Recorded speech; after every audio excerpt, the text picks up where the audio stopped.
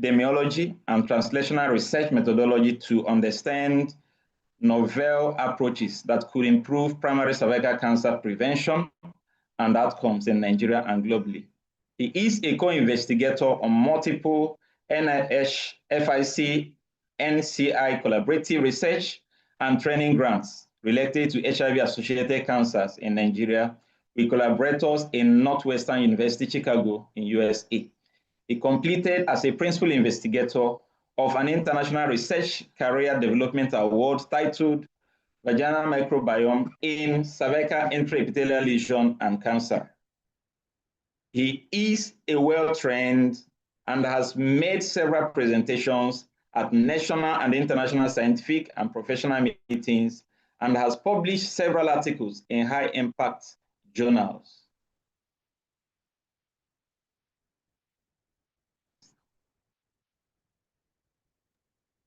Okay, thank you very much, Dr. Precious, the Sorghum, Eastern Sorghum chairman, and the secretary, Dr. Emily, my very friend, for inviting me to share my thoughts on this very important topical area.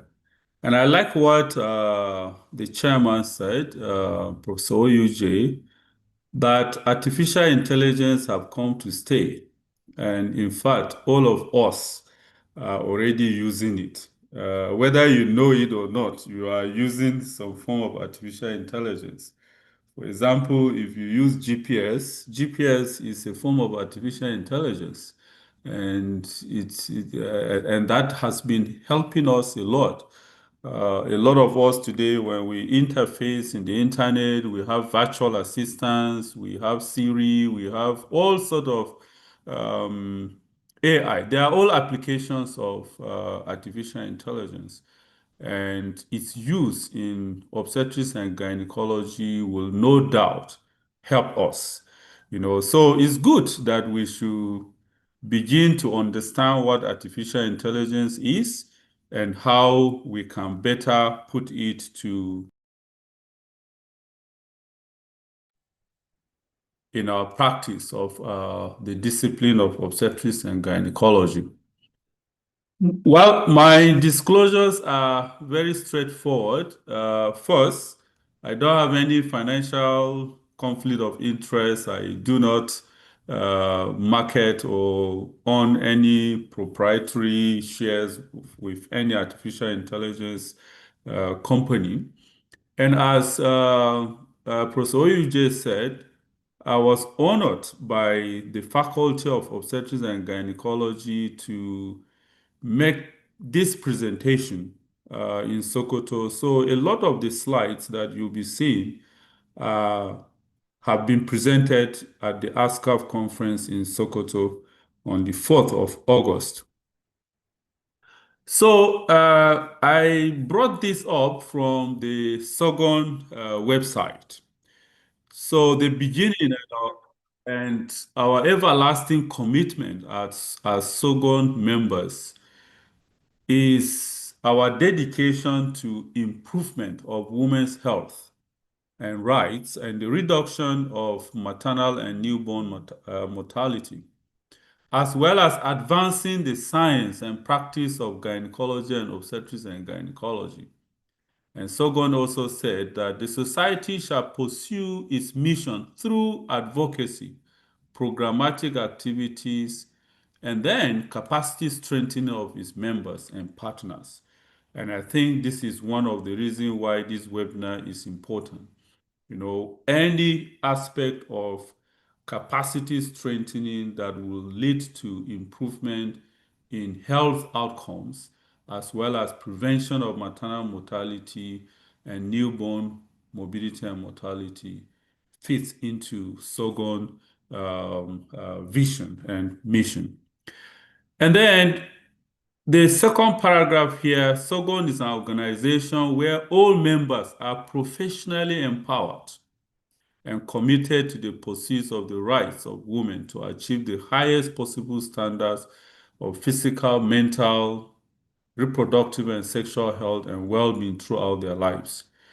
So I brought this from the Sogon website just to remind all of us as members of Sogon that we have an everlasting commitment to provide professional services that will lead to protection or improvement in women's health outcomes, as well as reduction of maternal and newborn mortality. So, having said so, the four areas I will try to cover in this webinar include reminding us again the overarching goals of obstetrics and gynecologic practice, which is in line with SOGON. And then what is artificial intelligence, not in much details, and then the future of AI in obstetrics and gynecology. And very important, the aspect of decision making, which is a very big issue for us in the practice of obstetrics and gynecology. So we'll look at how AI may help in that aspect. So again, what is the overarching goal of the practice of obstetrics and gynecology? Again, from SOCON's website, improvement of women's health and rights and the reduction of maternal and newborn mortality. So whatever we're doing in making diagnosis, treatment decisions, prevention, whatever we do, the ultimate goal is for us to improve women's health and their rights, as well as the reduction of maternal and newborn mortality.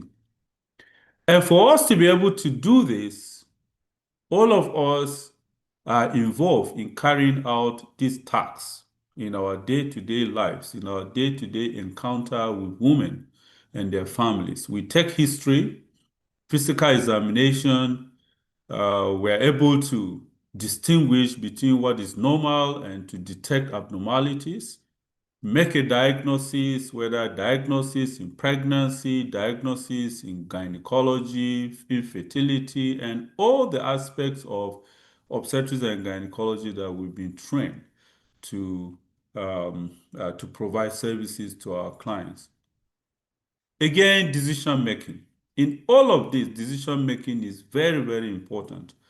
And then we could seek more information if needed, and then offer treatment recommendations. We counsel, we console, we schedule follow-up, we offer prevention services, vaccination and family planning, and all forms of services, health promotion, ethical skills. We demonstrate that in our day-to-day interaction with patients. And then we also manage our team, resident doctors, medical students, nurses, and all those that are involved in taking care of our patients. And above all, we all take responsibility. And in doing all of this, these areas I have highlighted, AI helps.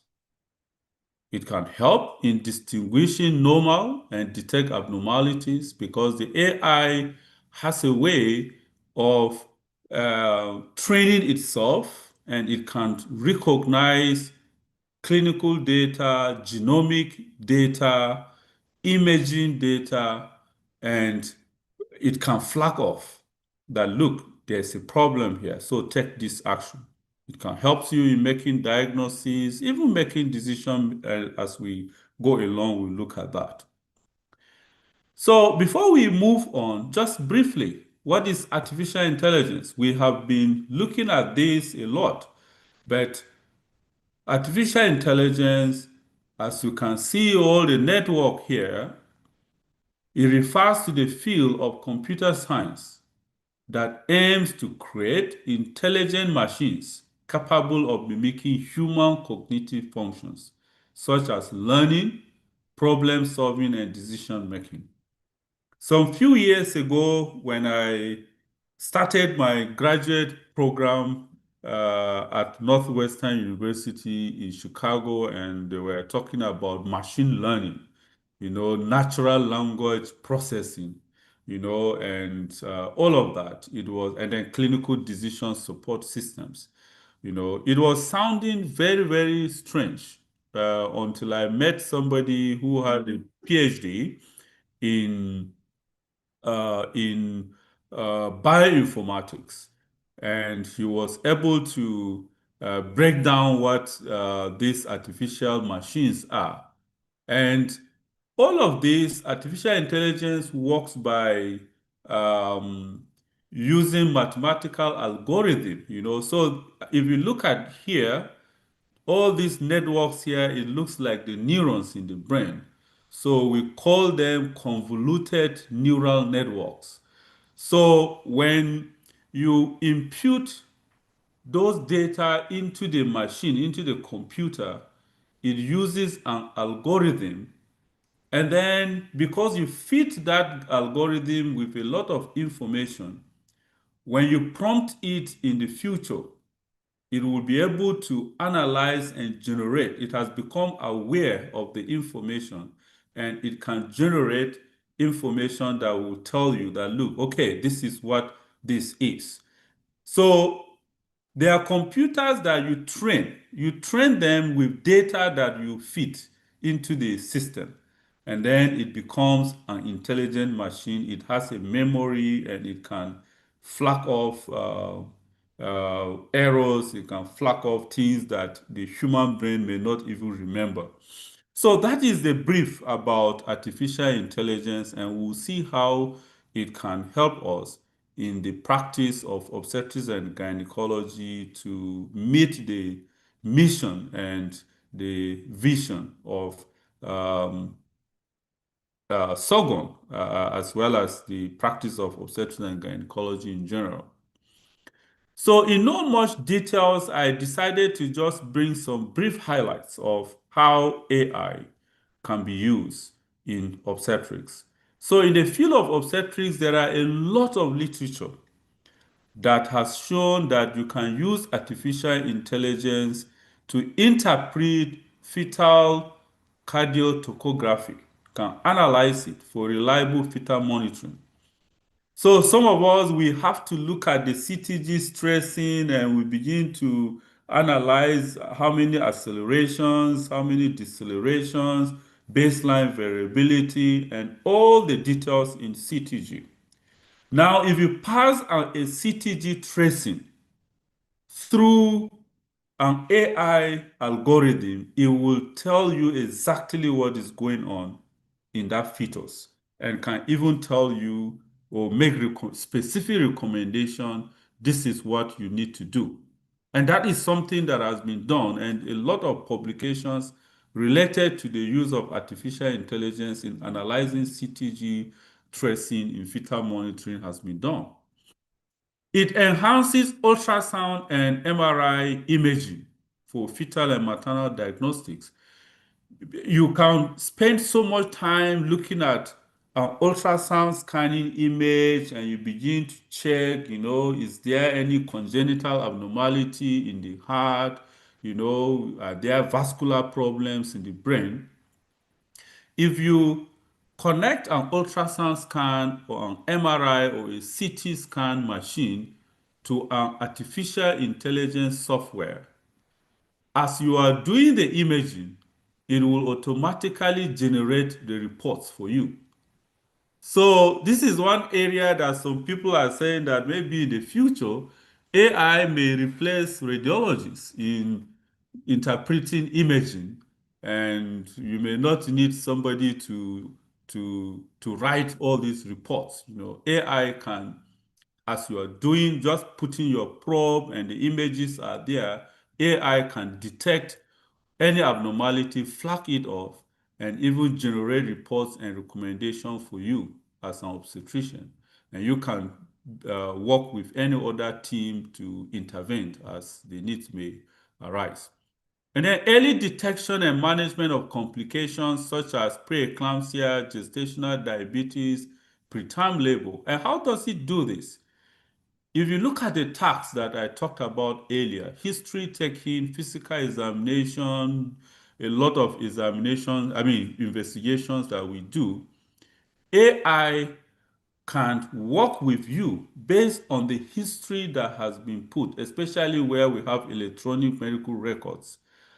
And AI can look at those personalized information of the patient and predict for you that this patient is likely going to have preeclampsia, this patient that you're seeing is likely going to have gestational diabetes or may have preterm labor. So start the process of screening for this or even institute this intervention. So AI has been able to help obstetricians and gynecologists to detect some of these early pregnancy complications, and it can improve health outcomes for the woman as well as the fetus and the neonate at the end of the day. And then predictive models for pregnancy outcomes and personalized prenatal care. So AI has helped us to solve the problem of this one size fits all solution that we give. Most of the time we sit down and say, well, okay, we've done this study and the study said this is what you should do. So it gives us a one size fits all solution. But AI is able to further analyze individual level personal problems, and can tell you that for this particular patient, this is the specific recommendation that will be useful. It's not just the one size fit all recommendation that sometimes we give. So AI can help you to get to that point, and we're going to talk about this before I end this conversation. And then AI in gynecology. So we have AI-aided imaging for diagnosis. Just as in obstetrics, it has helped in diagnosing endometriosis, fibroids, and ovarian tumors. And one of the AI function of AI in gynecology, which has been in use for many years in the Western world, is robotic assisted surgery. And this has helped in precision and safety for especially gynecological cancers. If you see how a Da Vinci robot, is being helped, is helping in doing dissection, lymph node dissection, because of the AI capability, it helps you to visualize nerves and blood vessels in a way that you will not be able to do that for most open surgeries. So robotic assisted surgery using the AI functionality, especially for the Da Vinci robot, if you have seen the concept of a robotic surgery setup, all right, you will see how it magnifies the field. If you see the lymph node, what we try to see, in open surgery, when you use the AI robotic assisted surgery, the way it will magnify nerves and blood vessels and lymph nodes, it's just so beautiful, and it helps you to be precise as well as avoiding unnecessary injuries. So it has improved performance of radical procedures, and it improves surgical safety and outcomes. And then AI-driven cancer screening, especially for cervical cancer. So in some areas now, you just do colposcopy. You don't need to start asking yourself, where is this problem and all of that. AI imaging algorithm, colposcopic algorithm can help in differentiating normal from abnormal, high grade or even early invasive cervical cancer changes. So you can do that. And then ovarian cancers too, biomarkers, AI has been able to look at all of that, and it can help in diagnosis. And then it has supported personalized medicine using clinical and genomic data. So in genomic data, you are looking at DNA, or even epigenetics, So it's been able to analyze certain biomarkers, targets, which you can now use to say, well, okay, this patient, because this molecular target is detected, this patient will be responsive to this particular type of medication. And the other person who may have the same tumor may not have the target, and AI could tell you because of the absence of this target, if you give this chemotherapeutic agent, this patient may not respond. So in handling genomic data, we can't do without artificial intelligence because the volume of data, genomic data, big data, omics data, metabolomics data, you cannot analyze them by yourself, So you need artificial intelligence algorithm and software that can sort out most of those information and make specific recommendations. And this is where we're heading to in the future. And we can't do it without the aid of artificial intelligence. The last aspect of AI use for us in obstetrics and gynecology is in making decisions. And the rest of my presentation will actually focus on this area. So decision making is core to the practice of obstetrics and gynecology. And AI assistance could be deployed in achieving this. And all of us here as SOGON members know that one of the greatest challenges in the practice of obstetrics and gynecology is making decisions because there are a lot of uncertainty that comes with every aspect, every action you want to take in obstetrics and gynecology, there's some form of uncertainty. So, and why do we have uncertainty in this field? We all know the practice of obstetrics and gynecology is constantly evolving. Tons of literature and emerging evidence related to diagnostic and therapeutic approaches, risks, and prognosis. All the time, a lot of work is being done. And then I talk about advances in big data, genomics, and personalized medicine, risks of litigation and malpractice suits. And this is beginning to show up in Nigeria. So doing or making decisions that will improve outcomes or optimal outcome is very, very important. So machine learning and artificial intelligence algorithm has helped in some of these.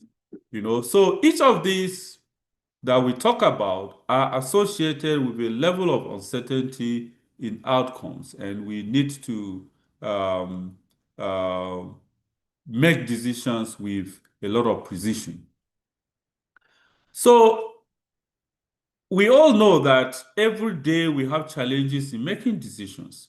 And even in training of our resident doctors now and our younger consultants in obstetrics and gynecology, one of the areas I have found that is very, very deficient is the aspect of making decisions.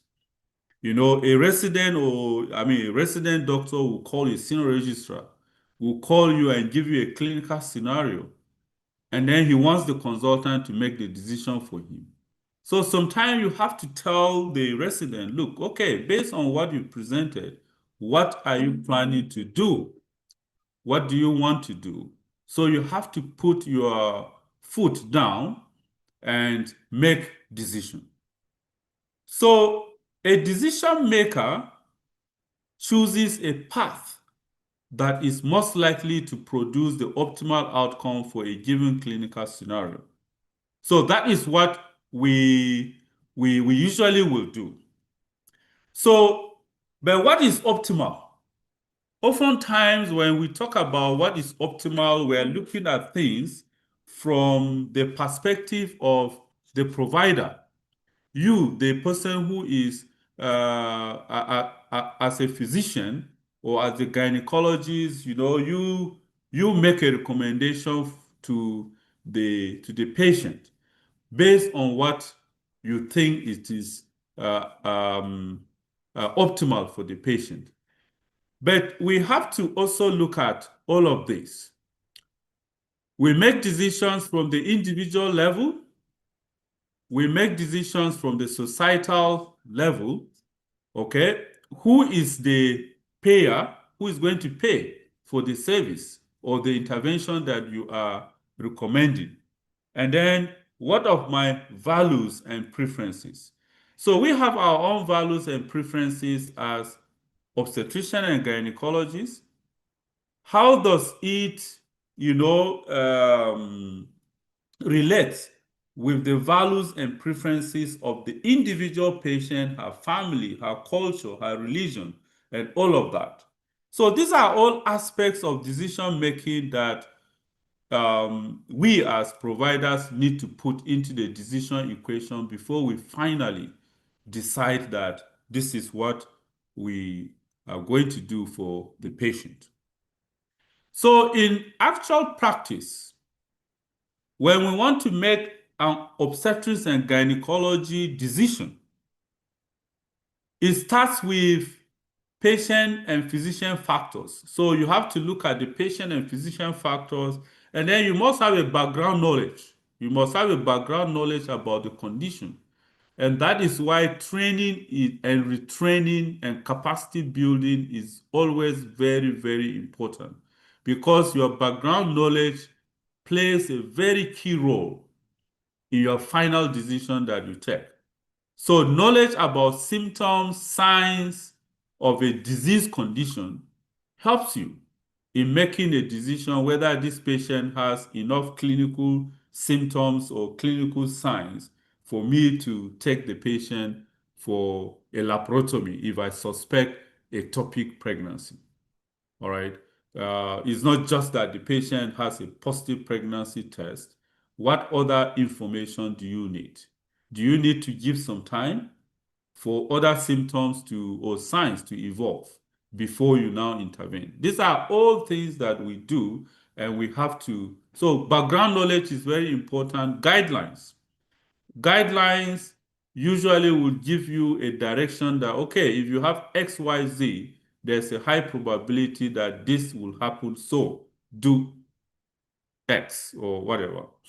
And then the issue about ethics, the evidence, and then there could be constraints, systemic constraints, hospital level constraints, patient level constraints. You may have an evidence to do something, but the family probably have constraints about income. They can't afford this. You want to do a molecular testing to help you make a decision to manage a particular gynecological cancer, but the patient doesn't have money for that. So will you want to just go for a broad spectrum chemotherapeutic agent, or you will still subject her to molecular testing so that you know the particular target? So all of that, we put them in the final decision making equation before we decide. But AI can also help you do that. So evidence from patient data, research, randomized trials, and systematic reviews, these are usually the areas that will generate evidence. But one of the problems with all of this is that when we do randomized trials or systematic reviews, and we get point estimates of the effect of a particular intervention, it is giving us information at population level average effects, not at individual levels. So you have to still come down to the individual patient problem, all right? What does this patient requires, all right? Or what are the peculiarities about this patient so that you can make individualized level decision. Then patient and physician factors that I mentioned: cultural beliefs, personal values, experiences, the education of the patient. Education of the patient here is important because those patients who have low literacy level, what may not be the best for them, they may accept it because they don't have enough educational exposure to even decide on what they should do. So you need to take into consideration all of this. And then we'll talk about constraints, written policies and laws, culture, community standards, time considerations, and then how much money is involved. I mentioned this. A patient, you may recommend a patient for a particular procedure or maybe IVF. I mean, in my practice, I've seen a lot of patients that have infertility and they require IVF, but they don't have money to pay for it. So, what other alternatives will you do? And these are all constraints. And if you use maybe Copilot now, which is artificial intelligence platform, and write a scenario about maybe infertility, and then you ask Copilot to help you tell you some specialized or specific recommendation on what you will do, you will be amazed by what Copilot will give you. When I gave this lecture in Sokoto, we were able to do practicals on using Copilot, but we may not be able to repeat that today. But if you if you have Copilot, and I'm sure a lot of you have it on your laptops or in your handset, you just type a clinical scenario that is so complicated and ask Pilot, please tell me, what do you want? What should I do? And Copilot will look at all the literature and will tell you specific scenarios, what to do and what to consider. And that is one aspect of artificial intelligence that is very, very useful for us today. So, does AI help in obstetric and gynecology decisions? Yes. I have already answered us. Yes, it helps a lot. And there's this systematic review that look at artificial intelligence in gynecological cancers, and it tells you all the things that AI is doing, especially in the area of diagnostics, in the area of precision decision making, particularly in ovarian cancers and other gynecological cancers. So I have shown this slide again, earlier, but one of the key areas for AI is it also helps us in the areas of making a diagnosis. And this is a literature that we can look at improving diagnosis in healthcare by the Institute of Medicine or the Institute of Medicine or National Academy of Medicine. And this is what happens when patients come to us in the healthcare setting, in our consulting rooms or wherever we find ourselves. So a patient experiences a health problem, then engages with the healthcare system, and then you gather all these issues, all right? Clinical history, interview, you do physical examination, you do diagnostic testing, and then referral and consultation. And if you have had sufficient information, you do the information integration and interpretation, and then you have a working diagnosis, and you communicate the diagnosis to the patient, have a treatment plan, and then eventually you study the outcomes. So this is the process, the diagnostic process. Now, they recommend the use of technology, which is AI, in fast-tracking all of this. If you look at all these processes, if you are going to do it by yourself and guided by the human brain, you are likely going to miss out a lot of information. Now, if you are interacting with a patient and the data is inside a computer with an AI device, which I will show us later, what we call a clinical decision support, it can quickly analyze all the information that has been imputed into the system, and it can flag off for you certain information which you may not be able to remember as a person. And then you can communicate it or make decisions with the patient and her family. So, having said that, can AI circumvent the human fallibility in decision making? Yes. And why? The vast amount of information presented for diagnosis and patient management could outstrip human cognitive capacity. And that is true. A lot of us, we trust our brains, we trust what we can remember, but even during ward rounds or in the clinic, if you may not be able to remember all the things you want to do. But if you are interacting with a patient with a supportive system, whether a computer that has an AI functionality, it will help you to remember certain things and to bring them to the discussion table with the patient. And the ultimate goal that we talk about as crafted by our founding fathers in obstetrics and gynecology, it will help us to accomplish all of that.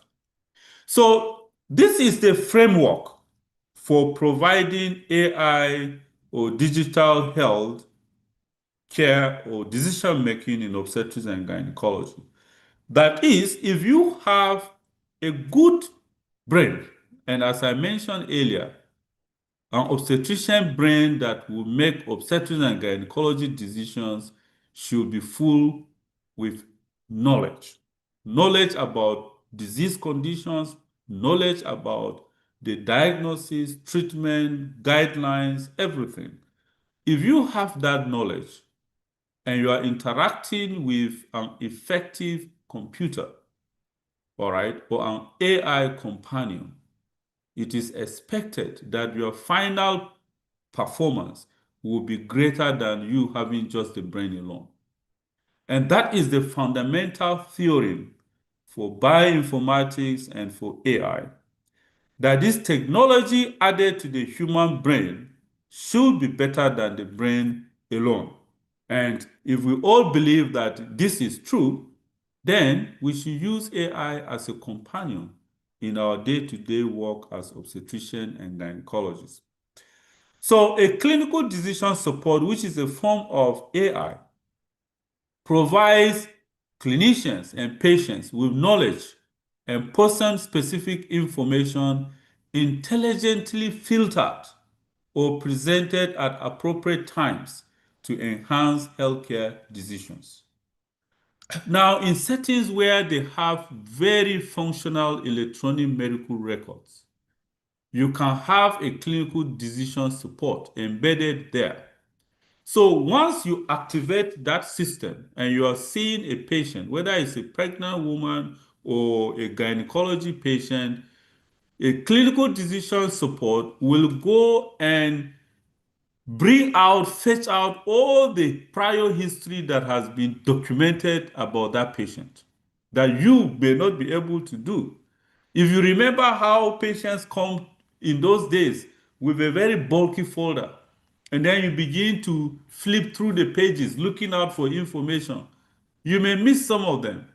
But a clinical decision support system will quickly analyze all the historical data that has been documented in that patient's file, maybe the past 10 or even 20 years. And it will just flag up to you and say, this patient, the last time she had a mammogram, the last time she had a cervical cancer screening, so, initiate discussion for this. Or this patient has XYZ risk factors for preeclampsia, as I mentioned earlier. So initiate conversation on this. And that is what clinical decision support do. And it's a form of AI. So it helps in influencing positive physician behavior by triggering reminders for appropriate tests. As I've mentioned, do cervical screening, disease management, preventive recommendation, and etc. So this is what is available and is one of the functionality of AI. So I want to end by looking at clinical decision making in real life. How do we go about making clinical decisions? First, you define the clinical decision problem. So you have a patient, maybe one previous cesarean section, she's 38 weeks, last childbirth maybe 7 years ago, and the baby's birth weight maybe 3.5 kg. And the problem is that should you allow her to try for vaginal birth after cesarean section, or you should go for a straightforward schedule or elective cesarean section? So You define the decision problem. And then the next thing is you need to look at the decision alternatives. What are the evidence to support each alternative option? What are the evidence to support cesarean section or VBAC? What are the probabilities that if you allow VBAC, she will deliver without complication? What are the probabilities that if you allow or she goes for a cesarean section, she may bleed or she may have complications? These are all things you need to bring into the decision equation. All right. And most of those evidence, we bring them from literature. But there's a limitation of evidence. As I mentioned earlier, most of the research, whether it's randomized controlled trials or systematic review and meta-analysis, they are based on average population level effects. So that's why we have 95% confidence interval associated with each of those estimates. So if you have some confidence intervals that are so wide, so where will you, at what level, at what threshold will you act or not act? So these are some things that some decision softwares will help you to do what we call sensitivity analysis. And then you look at what threshold will you act or at what threshold will you not act? And these are all things that we struggle with in day-to-day life. If the probability for IVF in a cycle is less than 10%, madam, will you put in 5 million for this cycle? At what threshold will you be willing to spend 5 million for this procedure? If the probability is up to 60%, will you be willing to spend 5 million? So it varies, but you need all of this to help you make such a decision and to put it to the patient and her family. And then you also have to look at the perspectives of decision making, whether it is at the individual level or societal level. Now, in settings where everything is paid by health insurance, for example, in Denmark and most of the Scandinavian countries, women are entitled to at least 3 IVF cycles. Government will pay for it. So that's societal level. So if a woman wants to do IVF cycle, she may not need to think too much. She will accept to try the cycle because it is being paid by the society. But what of individual levels? These are all issues. And if it is societal level, government may say, well, if the chances for you to have an IVF success is less than 10%, we are not willing to pay that amount of money because at the end of the day, it will cost the society too much money. So you look at cost effectiveness analysis in order to arrive at a particular decision. And then the cost, preferences and values, we mentioned it, cultural beliefs, religious beliefs, patient level factors. So AI versus human brain in clinical decisions. AI depends on the body of knowledge fed into it. So it is what people have studied and they have fed into the literature or into the algorithm that AI is able to act. AI may not be able to act on information that will be published in October. It can only act on what has been published or available to it as of today. So there's also what we call algorithmic bias. So if all the information that AI is using was based on research done in North America or in Europe, Nigerians were not involved. So that may lead to that algorithmic bias in using the information that AI generates for you and makes recommendation for you, because it's making recommendation on information that was done in Asia or done in North America or Europe. No Nigerian participant was involved in it. So you need to be also aware that there may be a bias in what AI would generate for you, especially if the study did not include your own population. And then evidence estimates are typically based on population average effects or point estimates and uncertainty intervals, threshold probability. I won't go into too much details about that. And then we must incorporate elements of patient preferences, physician factors, system factors, and other factors in making a final decision on any clinical problem. And I always give this caveat that AI remains a clinical companion for an excellent and well-reasoned human brain to make an optimal decision in any OBGYN decision problem. So all of us as obstetricians and gynecologists, when people talk that AI may replace may replace obstetricians and gynecologists, it's impossible. AI can be used as a companion, but you still have to use your brain to arrive at the best decision for any given patient that has presented herself before you as an obstetrician and gynecologist and as a second member. So that's why we've talked again, a good obstetrician brain with a companion computer AI system could help you to function better than if you do not have AI. So to go by what the sector chairman said, AI has come to stay. We must use it. I use it a lot. Sometimes if I'm confused about anything, I need fast information, you consult AI. But you don't swallow everything that AI tells you. You still have to use the human brain and your background knowledge as a clinician and incorporate aspects of patients, factors, their values, and everything, the resources available in making the final decision on what to do as an obstetrician.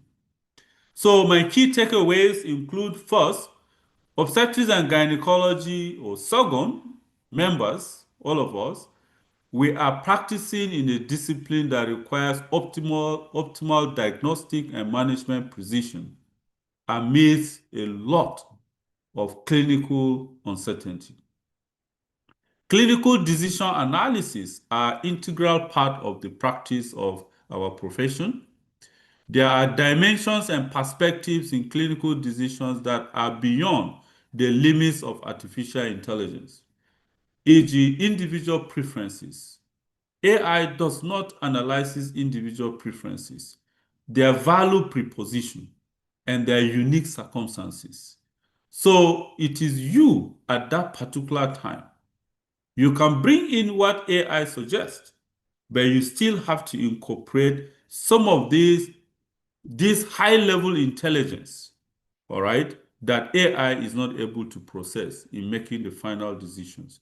So appropriate utility of artificial intelligence helps the obstetrician and gynecologist to improve precision in making clinical decisions and taking appropriate actions.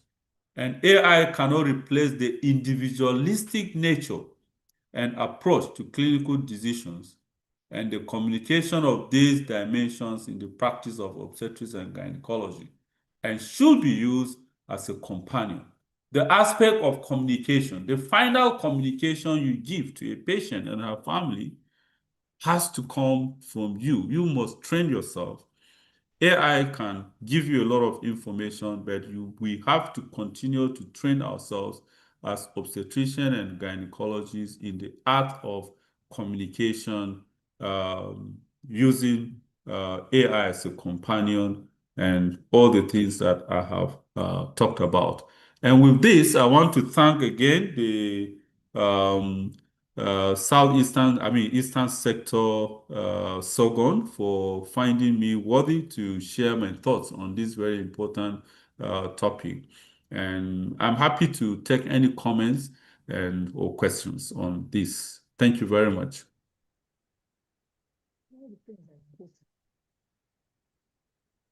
Prof, thank you. Thank you for the elaborate lecture on AI in obstetrics and gynecology. Thank you, sir. So it's time for questions, comments, and clarification. So kindly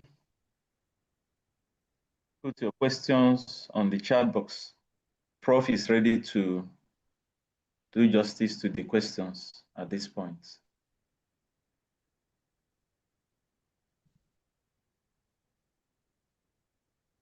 Any question? You can read any question on the chat for me, please, if there is. Yes, Prof, I'll do that immediately. All right. Prof, thank you, Prof, sir, for the educative lecture. What are the reliable AI app one can use? Okay. Yeah, thank you very much. There are a number of AI. Yeah, Copilot is one of them. If you just go to Google, Google Copilot, you can install Copilot in your Android phone or even iPhone. And then we also have Gemini. Gemini AI is another very good artificial intelligence platform that you can get a lot of information. And then we also have Perplexity. Perplexity AI is also available. But the one that is commonly being used and most of us know about is ChatGPT. All right, so we have ChatGPT 3, version 3, there's version 4, and but ChatGPT is what most people are using nowadays. And it's available if you're on Facebook, you see ChatGPT. And some of them are proprietary. You can use it without paying anything. But if you ask ChatGPT to do certain tasks for you, depending on the volume of the tax and the import of the tax, they may tell you you need to subscribe. So but those are the 3 or 4 chat box. We call them chat box. So those are the ones. So Copilot is a form of chat box. Perplexity AI is a form of chat box, and then we also have Gemini, and then the Chat GPT. And they will call them chat boxes because if you prompt them with a query, they will now use the query and search all the information that is available up till the day you send the query, and it will give you what is available or what they know about it. And just put in any obstetrics or gynecology clinical information on any of those chat box, and you will be amazed by the information you will get at the end of it all. And you can use this even in teaching, community service. You can use a lot of them in teaching resident doctors. But of course, you must always bear in mind your background clinical knowledge. Is very, very important. That is why the training that we receive during residency and during the practice of the profession remains very, very critical. So I think that's the Yes, Prof. response I have. Thank you.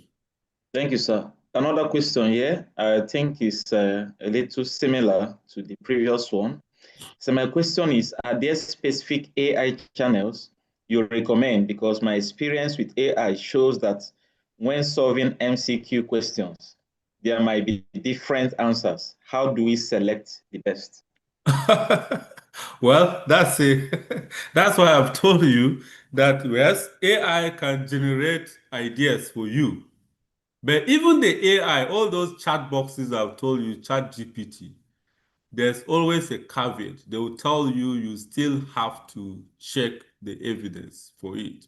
So to answer MCQ questions using ChatGPT may not be it can give you something close to it, but you can't be 100% because if OUJ now set some of the standard best options for part one or primaries, he's the one that knows the right answer. The person who set the question has looked at the literature and he will tell you this is what the answer is.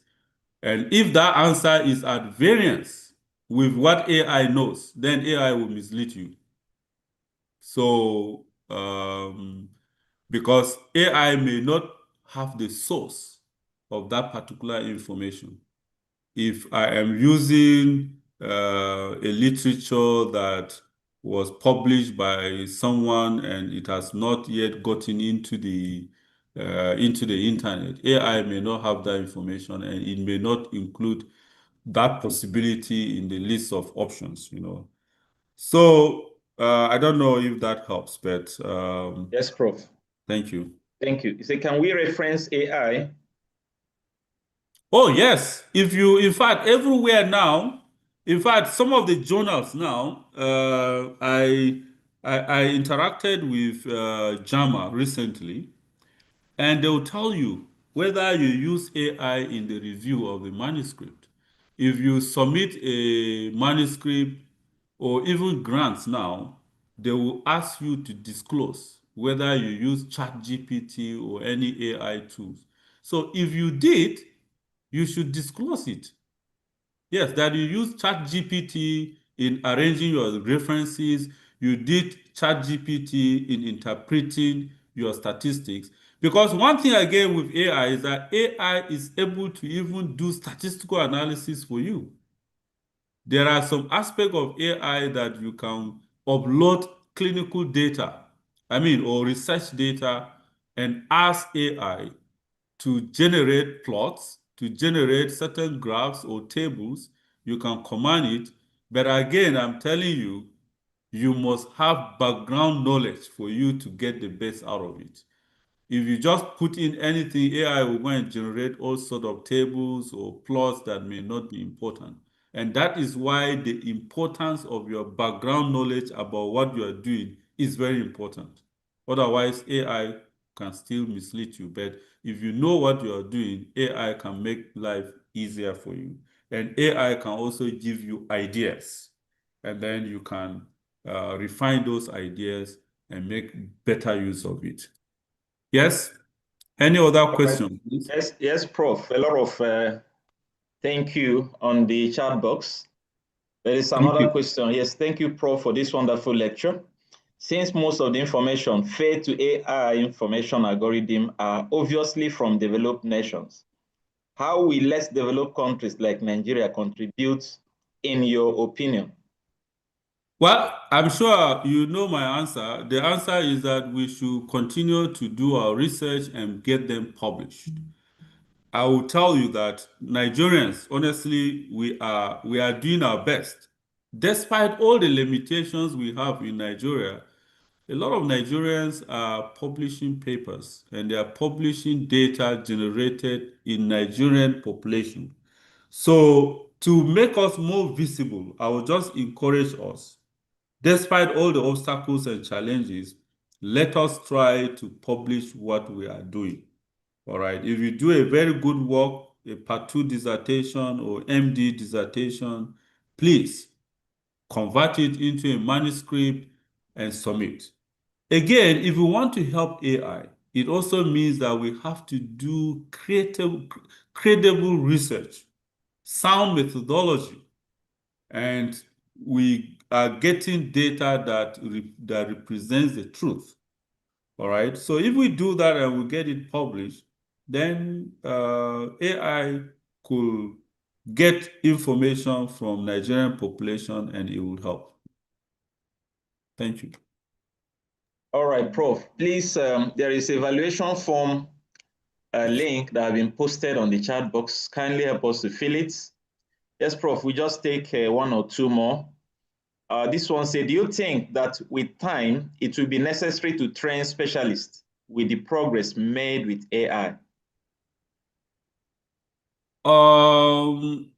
Yes, of course.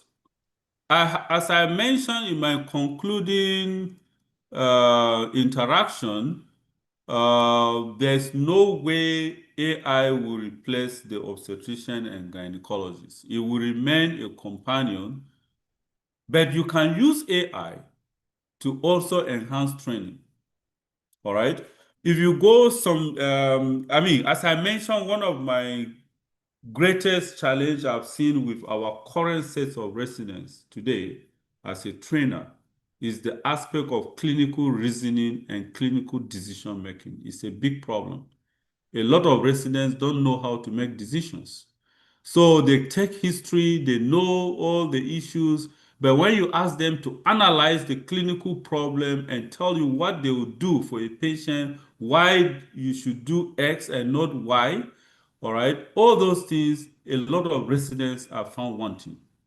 So clinical reasoning and clinical decision making remains a big challenge. And I talk to myself as a trainer and my other colleagues that we need to invest or put in a lot of time in training our residents on clinical reasoning and how the process of making decisions, all right, and taking the right action for any given clinical obstetrics and gynecology problem. So training will have to continue. AI can never replace that, but as I keep mentioning, it remains a companion, and a good companion for that matter. So we will continue to train our residents. That background knowledge is very, very important, and how to analyze problems and making decisions is very, very key. Thank you. Okay, thank you, moderator. I have to be rounding up. Maybe just one more question and we round up. Okay. We should not actually spend more than 1 hour. Thank you very much, Chairman.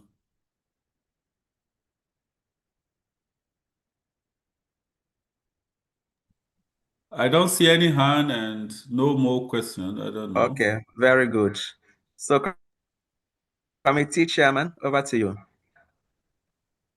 Thank you, Professor JONAH MUSA. This has been a wonderful and very enlightening outing. We now know that AI is our clinical companion for an excellent and well-seasoned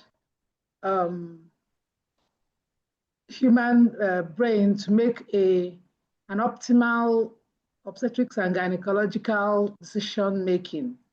And of course, we're going home with the equation that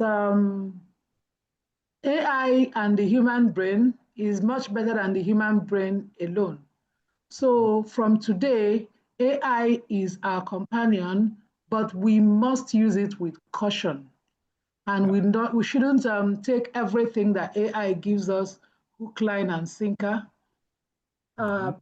Clinical acumen should still supersede at all times. So I want to thank everybody, particularly Professor JONAH MUSA, for this outing. We have a lot of very important personalities in this call. We've had as many as 356 persons online, and some are live streaming via YouTube. A large number of people, I'm sure others will still go on the days after. And so I want to thank everybody for making out time. And our next outing will be in December, the 5th of December, 2025. So we ask that you stay tuned and you will hear from us the next explosive topic that we'll be addressing. Thank you very much. Okay. And please kindly remember to fill the evaluation form. The link is there in the chat. Thank you very much. Thank you. Thank you very much. Thank you. Okay, I think I thought Amuche was to give vote of thanks. Is that still holding? He can't. Yes.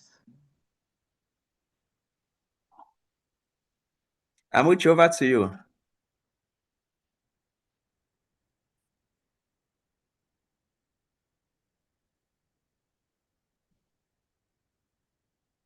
Okay, it's like she's not forthcoming. Well, let me thank Professor JONAH MUSA in a special way for JONAH for accepting to deliver this lecture.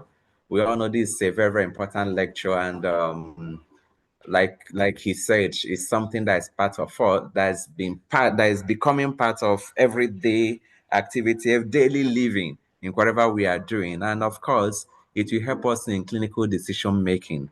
So, but it does not remove the individualism that we have to apply in certain instances.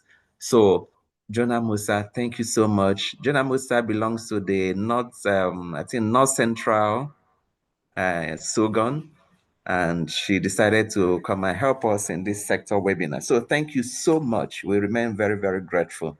For our sector, remember, next Saturday on the 13th of September, Rivers State will be hosting the last sector meeting of this year.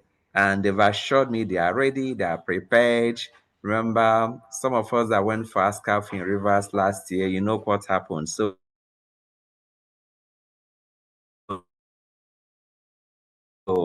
that was according to the infectious hall of the Rivers State University Teaching Hospital on 13th of September for our last quarterly meeting for the session. Again, as usual, this Eastern sector tutorials for part 1 and part 2 exam will start in earnest. People have submitted their proposals and casebook. So I'm sure in the next 1 week, we are going to hit the ground running. It is part of our responsibilities to our associate fellows to make sure that they go to Ibadan, Lagos, Enugu, and Accra and come back smiling. So I thank everybody. I thank all the big consultants and professors that joined us. For want of time, I may not call all of you because I have another seminar that will start almost immediately. So, but I thank everybody. I thank everybody that joined us from all parts of the country. Thank you so much. I also thank the able secretary of the sector and the chairman of this subcommittee on webinar, as well as the media team, Dr. Komoma and Co, Dr. Muche, Dr. Precious, Dr. Ikpez, and so on and so forth. You guys have been doing a wonderful job. Please, let's keep it going. Let's keep being advocates for women, because that's what we swear to as members of SOGON. We must continue trying until no woman dies because of pregnancy. Thank you so much for joining us, and do have a wonderful day and good night.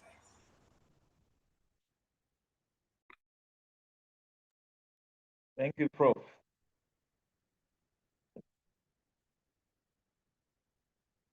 Thank you and good night all.